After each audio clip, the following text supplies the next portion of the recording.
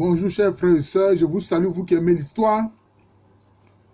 Aujourd'hui, je prends un peu de repos en attendant demain et la suite des jours à venir où c'est une succession de soutenances, de thèses de mes propres étudiants. Voilà. Il y a eu malheureusement après ce blocage du suivi des thèses pendant près de 8 mois, une succession de soutenants de thèses, ce qui est beaucoup harassant et fatigant. Mais le repos n'est pas pour moi forcément un repos parce que voilà que je fais des vidéos d'enseignement. J'aime l'enseignement, c'est pour ça que je suis venu sur Terre. Voilà, c'est pour ça que le Créateur m'a envoyé sur Terre. C'est ça ma mission. Voilà. Alors je viens de faire tout à l'heure une vidéo sur la tour des Akans. J'espère que les gens vont apprécier. Et comme je l'ai dit, ma chaîne spirituelle, Jean de l'amour de Jésus étant suspendue, je vais donc momentanément mettre mes enseignements spirituels sur cette chaîne Professeur Alou Kwame René. Je suis vraiment désolé. Voilà. Alors, je voudrais ici et maintenant poursuivre la série de vidéos sur le livre des morts. Sur le livre des morts. Alors, regardez ces deux images-là. J'espère que vous les verrez. Vous voyez quelqu'un qui est en train de harponner et qui tient, je peux dire, un objet contondant, une sorte de harpon pour harponner 4 crocodiles. 4 crocodiles. Vous voyez. C'est important. Et les deux textes dont je vais faire le commentaire tournent autour de cet aspect-là. Voilà. C'est-à-dire concernant le livre des morts. Notamment le chapitre 31 et le chapitre 32. Donc je vais faire le commentaire. Alors, il est écrit ici, au chapitre 31, formule pour repousser le crocodile qui est venu pour enlever à N. Comme je le vous dis toujours, N, c'est le N Osiris, c'est-à-dire le défunt.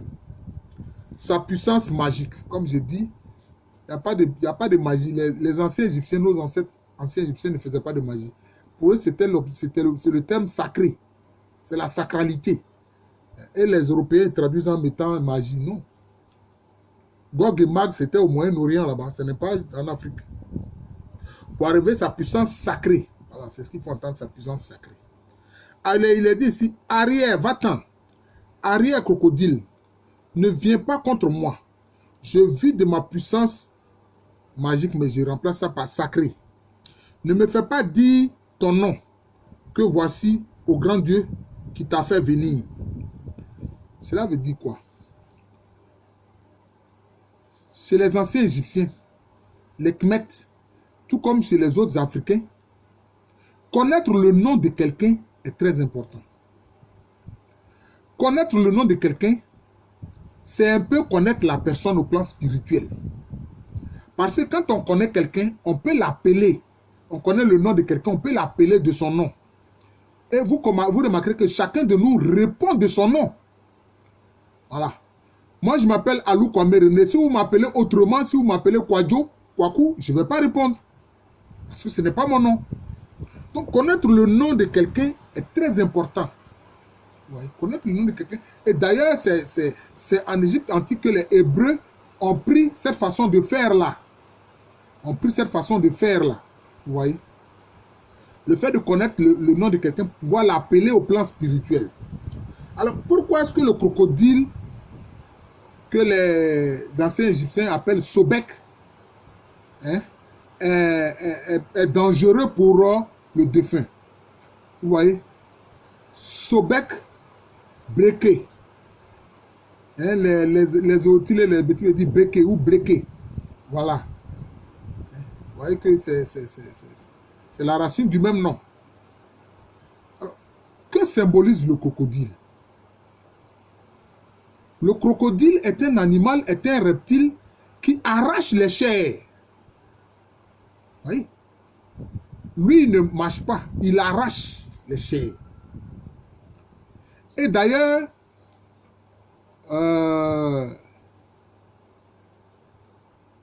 dans les traditions Akan, notamment, le crocodile L'un de ses surnoms, bon, en Agnon on l'appelle Elengue, Elengue. Mais en langue tue, on dit Denchem. Notamment dans le tue accentué, on dit Denchem. En Agnon on dit Elengue. Oui. Mais son surnom chez les Otilés, chez les Bétibés, c'est Bleke ou Beke. On le surnomme Odioka. C'est-à-dire que quand il mange, ça reste. C'est-à-dire que s'il a arraché votre chair, là, il n'y a plus rien à faire. Il laisse un trou béant sur votre corps. Vous voyez. Et donc, c'est pour ça que le défunt le repousse. Parce que dans la perception spirituelle des anciens Égyptiens comme de tous les Noirs, même le corps au-delà de la mort reste toujours important. D'où d'ailleurs la momification.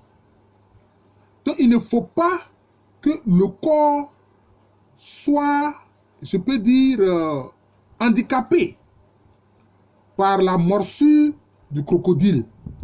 Donc il y a comme une lutte entre le défunt et puis le crocodile. Mais c'est un crocodile qui est, je peux dire, dans le plan invisible. Voilà. Mais ici, ils ont écrit « Au grand Dieu qui t'a fait venir ». Non. Ce n'est pas que le grand Dieu l'a fait venir, ce n'est pas que Netcher l'a fait venir, ce n'est pas que Amon l'a fait venir. Mais c'est parce que Netcher a permis cela. Parce que il y a la volonté permissive de la divinité. La volonté permissive ne veut pas dire que la divinité est d'accord avec. Mais il permet. Il permet. Voilà. Alors, qu'est-ce que le défunt dit encore? Messager est un des noms, babouin est un autre nom. Que ton visage se tourne vers Mat. Le messager, c'est qui ici? C'est Thoth, c'est Djéouti. C'est, disons, le Néterou ou l'attribut divin de la parole. Puisqu'il vient porter un message. Et quelquefois, Djéouti est représenté comme tenant une sorte de canne avec au bout l'ibis, l'oiseau ibis ou bien le babouin, cynocéphale. Oh, il pleut, je ne sais pas si ma vidéo va pas être perturbée, mais je vais continuer quand même. Vous voyez. Donc ici, il est question en fait de Djéouti ou Thoth, que les Grecs ont appelé Hermès, quand ils ont récupéré, je peux dire ce Néterou là, chez les anciens Égyptiens. Alors que dit le défunt? Il dit au crocodile de se tourner vers Maat. Or, Maat, c'est l'attribut divin qui concerne la vérité et la justice. Qui concerne la vérité et la justice. Le ciel, je poursuis la lecture, le ciel a conjuré au moyen de ses heures, ils ont dit encore la magie, la sacralité a conjuré au moyen de ses fantasmagories, c'est-à-dire au moyen de ses rituels. Pas de ces fantasmagories. Et ma bouche a conjuré au moyen des formules sacrées. Ils ont dit magique, mais moi j'ai dit formules sacrées qui sont en elle. Qu'est-ce qu'il veut dire par là? Il veut dire que le ciel, qui est le siège des Néterou, donc vous voyez, le fait qu'on dise dans le christianisme que le ciel c'est le trône de Dieu, c'est le siège des Néterou, donc des attributs divins. C'est le siège des attributs divins. Et ça vient de l'Égypte antique, comme on le voit ici. Donc, par la sacralité du ciel, donc, le crocodile est maîtrisé. Il ne peut pas nuire au défunt, le défunt le lui dit. Et on dit aussi que par les formules que lui-même peut prononcer de sa bouche, c'est-à-dire par les paroles sacrées en fait, ce n'est pas des formules magiques, mais c'est des paroles sacrées que le défunt, l'Osiris N peut dire de sa bouche pour repousser, n'est-ce pas, le crocodile.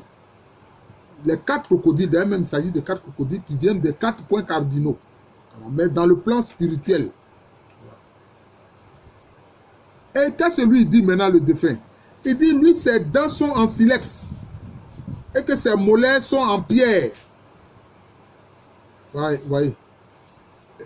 Si lui il a des dents en silex et que ses mollets sont en pierre, cela veut dire quoi? C'est-à-dire que lui il a une capacité de mordre même plus grande que le crocodile. C'est ce que le défunt dit ici. Vous voyez, c'est ce que le défunt dit ici. Et il se dit, montagne de la vipère. montagne de la vipère.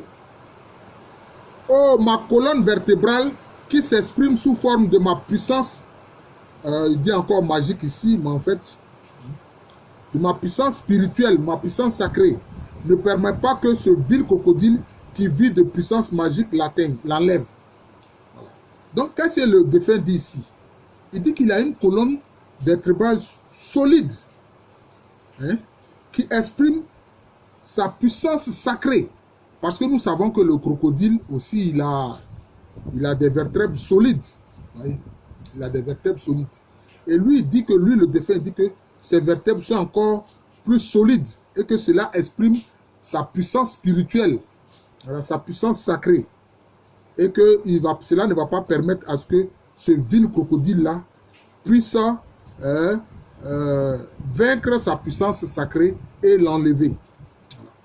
Donc voilà le commentaire que l'on peut faire, n'est-ce pas, du chapitre 31 du livre des morts des anciens Égyptiens, que moi j'appelle le livre de vie.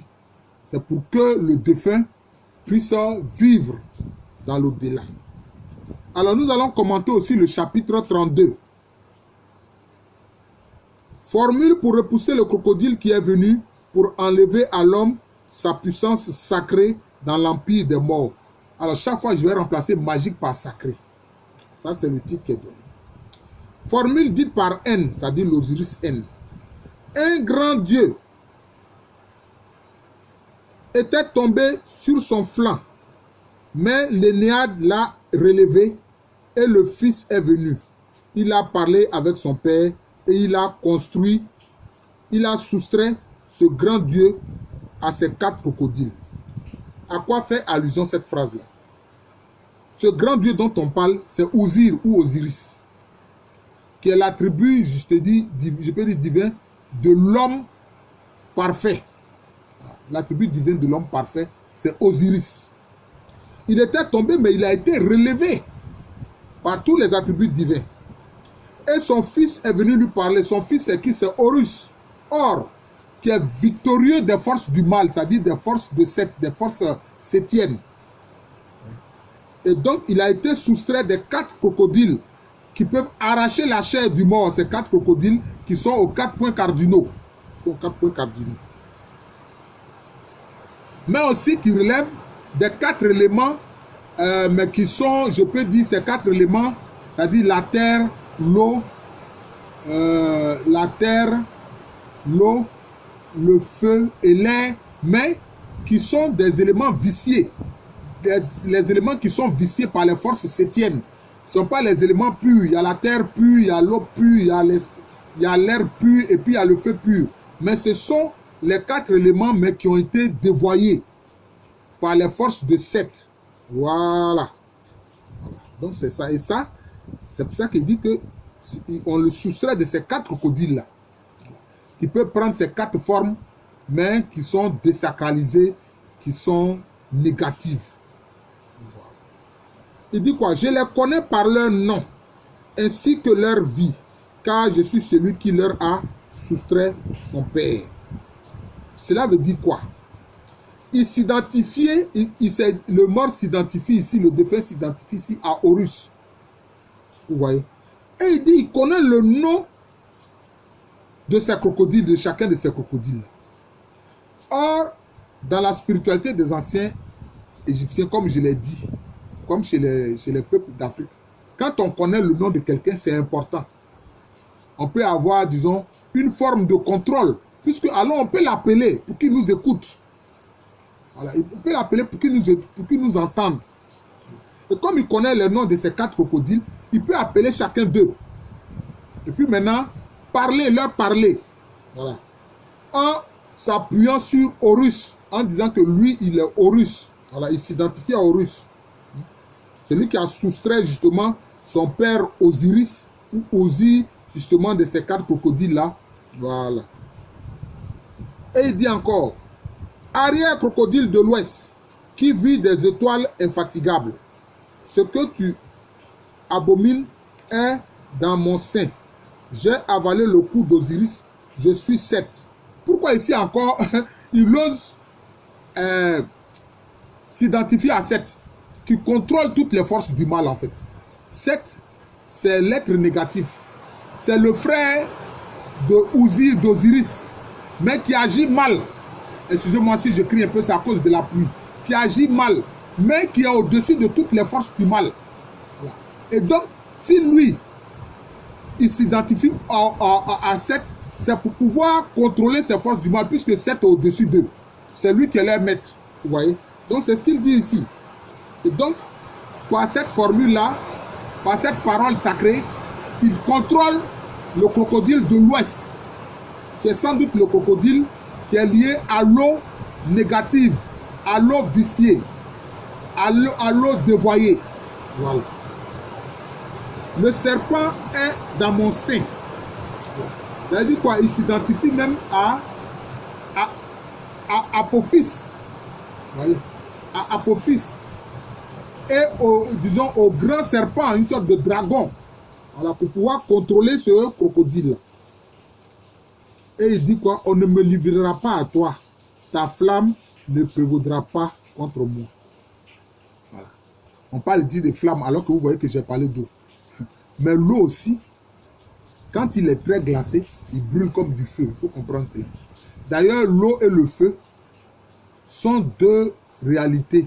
C'est-à-dire que sont une même réalité de positionnement différent. C'est tout. Ça, je vous le dis. Hein. Voilà. Vous voyez que je suis obligé de faire un peu de spiritualité ici. L'eau et le feu, là.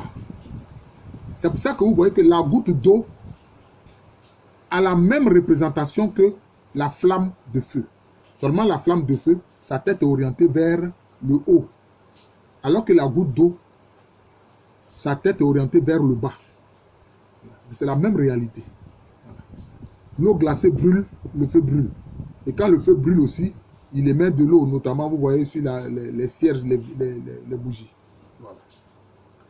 Arrière crocodile de l'Est, qui vit de ceux qui mangent leurs ordures. Vous voyez?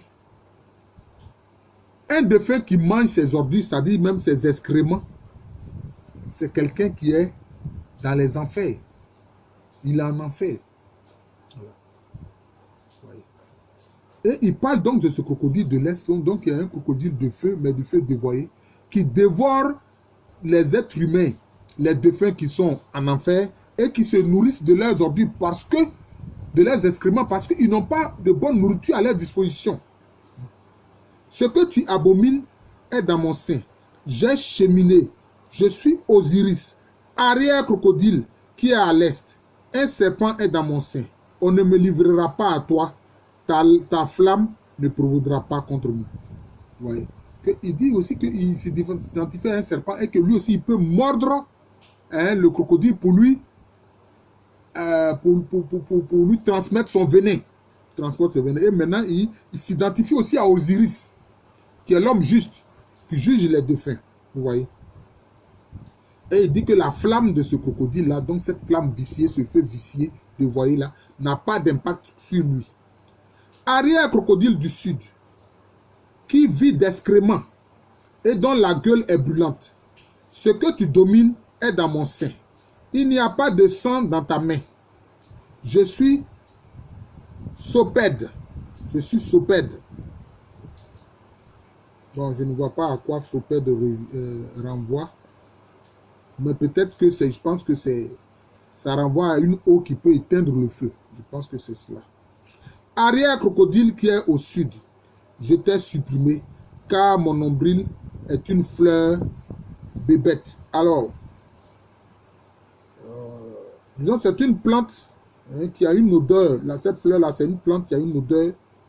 C'est une plante qui par cette fleur-là, dégage une forte odeur qui éloigne les animaux sauvages, qui éloigne les bêtes sauvages.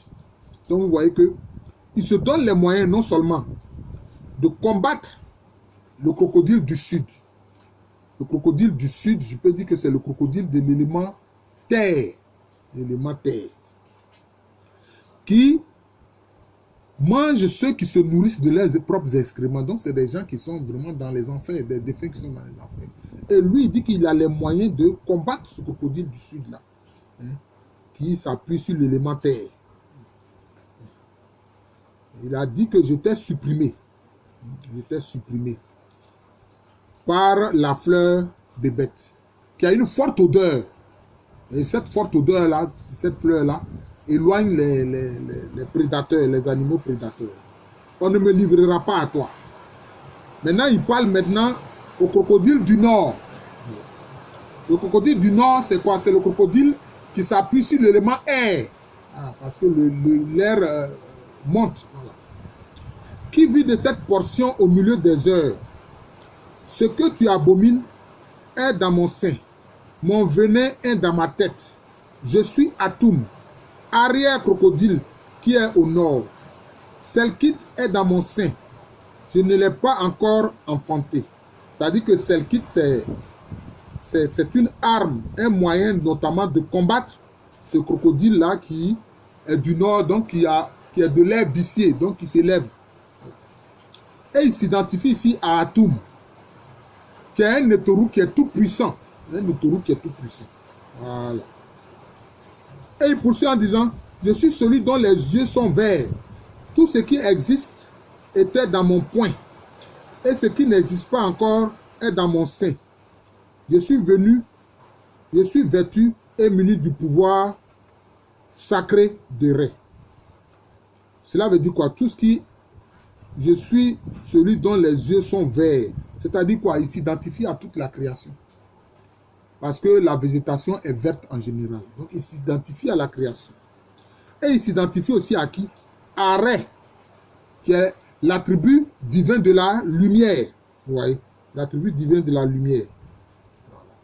Et donc il peut contrôler ce crocodile qui est du nord, hein, qui est... L'élément est vicié, etc.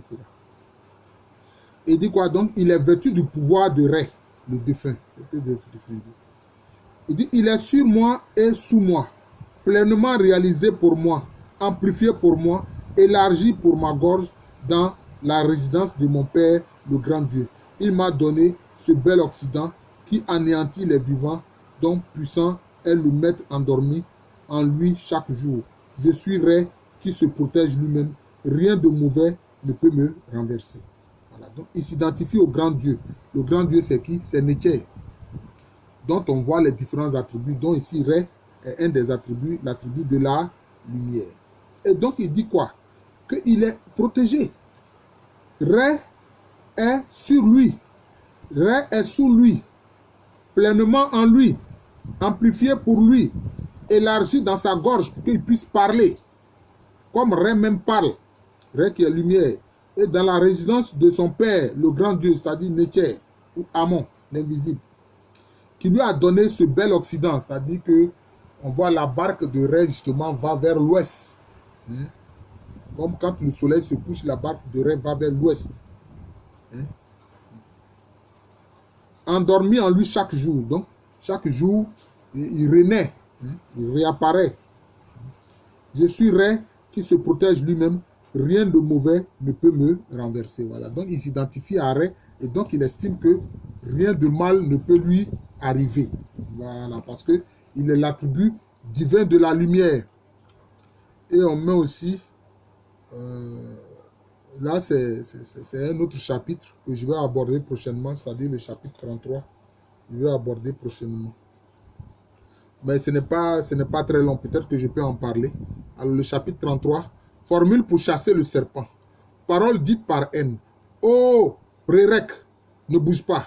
Vois, Geb et Chou sont dressés contre toi, car tu as mangé une souris, abomination de Ré, car tu as broyé les os d'une chatte pourriture. Vous voyez ici, voilà je peux dire le dessin, hein, qui montre cela. Cela veut dire quoi? Cela veut dire que les anciens Égyptiens craignaient les reptiles qui sont dans l'au-delà. On l'a vu notamment avec le crocodile. Ici, on le voit avec le serpent, justement dans le chapitre 33.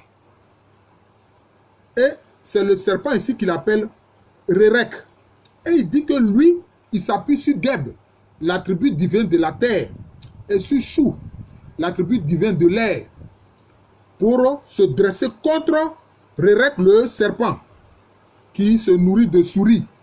Oh, cet animal, bon, vraiment, n'est pas propre justement à l'alimentation pour l'être humain. Voilà. Il dit que cela est une abomination pour elle, se nourrir de souris, alors que le serpent se nourrit souvent de souris. Voilà, donc c'est cela. Et donc, il dit que ça, c'est une forme de pourriture. Je vous remercie. Je suis le professeur Alou Kwame René. Je viens de faire ici le commentaire dans des chapitres 31, 32 et 33 du livre des morts des anciens Égyptiens. J'enseigne à l'université Félix Houphouët-Boigny, notamment au département d'histoire de cette université-là, qui est à Cocody. C'est un quartier de la ville d'Abidjan. Abidjan est une ville de la Côte d'Ivoire, un pays situé en Afrique de l'Ouest. Merci encore et bonne journée à tous.